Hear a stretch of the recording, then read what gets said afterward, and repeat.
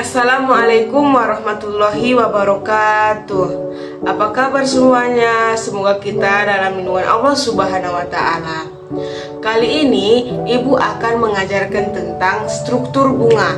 Jadi ada beberapa struktur bunga. Yang pertama itu kelopak bunga. Kelopak bunga atau koleksi merupakan bagian paling luar berwarna hijau seperti daun ataupun yang kecoklatan. Bagian ini berfungsi melindungi mahkota pada saat kuncup. Kelopak bunga akan membuka pada saat mahkota mekar sempurna. Sebenarnya, kelopak bunga ini merupakan modifikasi dari daun. Yang kedua yaitu mahkota bunga.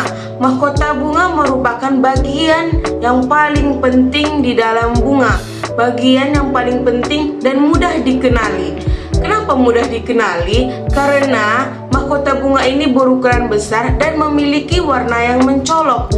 Selain itu, tugas mahkota juga melindungi alat reproduksi bunga.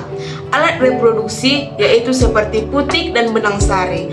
Petal atau kelopak pada mahkota bunga umumnya berjumlah 5 helai dan terletak pada lingkar kelopak bunga. Baiklah, yang ketiga yaitu kepala putik. Organ ini merupakan alat reproduksi bunga atau biasa disebut dengan genosium. Oleh sebab itu, bagian ini mengandung sel-sel telur untuk bereproduksi. Posisi putik terletak pada tengah bunga dan terdiri dari 3 bagian yaitu stigma atau kepala putik, stilus atau tangkai putik, dan ovarium atau bakal buah. Baiklah, yang keempat itu tangkai putik. Tangkai putik merupakan saluran penghubung antara kepala putik dengan ovarium.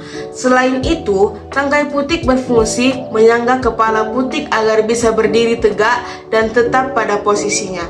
Bagian ini memiliki tabung serbuk sari yang digunakan untuk membantu proses pembuahan dengan mengantarkan polen ke bagian bakal buah. Yang kelima itu ada benang sari. Bunga memiliki 2 organ reproduksi yaitu putik dan benang sari.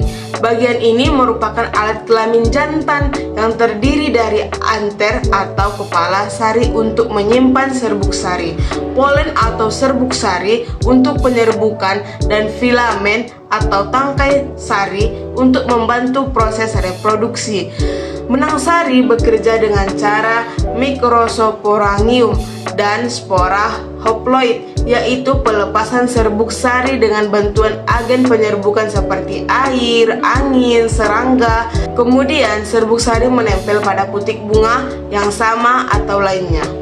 Yang keenam ada bakal biji. Bakal biji biasanya banyak ditemukan pada tumbuhan berbiji. Sedangkan pada bunga, bakal biji berfungsi melindungi sel telur dan menjadi tempat pertemuan antara sel-sel telur yang akan dibuahi. Bakal biji letaknya di dalam bakal buah. Oke, yang berikutnya yang ketujuh yaitu bakal buah. Sebenarnya bakal buah ini masih satu bagian dengan putik. Namun, organ ini memiliki fungsi penting sehingga diklasifikasikan menjadi komponen tersendiri. Bakal buah mengandung sel telur. Bagian ini menjadi tempat terjadinya pembuahan, yaitu proses peleburan antara sel telur betina dan jantan yang kemudian menghasilkan bakal buah. Yang kedelapan yaitu dasar bunga.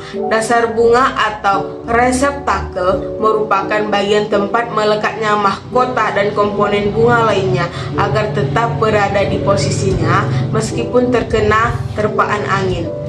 Secara tidak langsung, dasar bunga menjadi fondasi yang terletak di ujung bunga setelah tangkai bunga.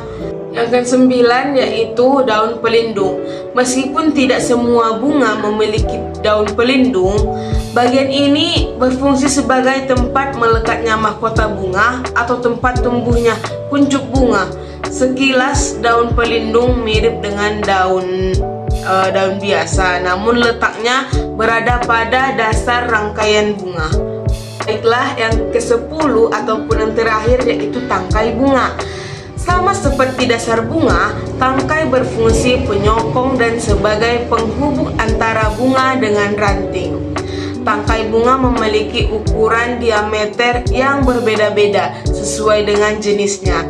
Beberapa tangkai bunga berbentuk merambat atau majemuk. Hal ini biasanya dikondisikan sesuai dengan lingkungan hidup bunga. Sekian video kali ini.